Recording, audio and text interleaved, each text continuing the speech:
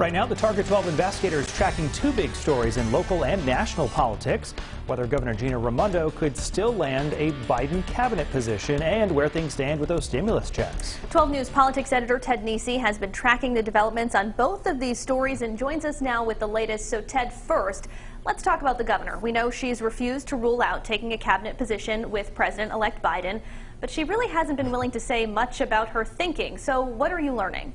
Yeah, well, Kim, as you say, this is something the governor's been asked about many times in recent weeks, including by you when she's doing her weekly interviews here on the 4 o'clock newscast. But the latest speculation is that Raimondo is in the running for Commerce Secretary, which is one of the last jobs that Biden still has to fill, along with Labor Secretary and Attorney General. Raimondo and her advisors, once again, being as tight-lipped as ever about whether she's being seriously considered, but that's certainly widely believed at the State House and in Washington that she's in the mix.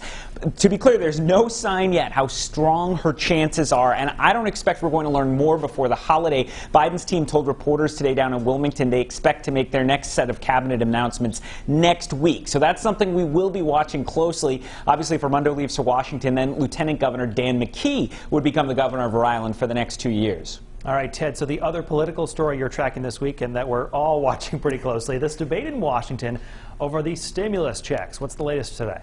Yeah, Brian, let's take this one in two pieces. So there was the stimulus bill the president signed into law Sunday, which includes those $600 stimulus payments. Those payments are going out. The U.S. Treasury says it's begun to issue the money through direct deposits. We heard from some viewers during the day today who checked their bank accounts and saw the money pop in there, though it seems like a lot of folks have not gotten it yet, so I wouldn't worry yet. There's also the ongoing debate on Capitol Hill about whether that amount should be raised from $600 to $2,000. As you heard earlier in the show, Republican Senate Leader Mitch McConnell wants to tie the $2,000 to policies that Democrats oppose, like an election fraud commission and the repeal of some liability protections for tech companies.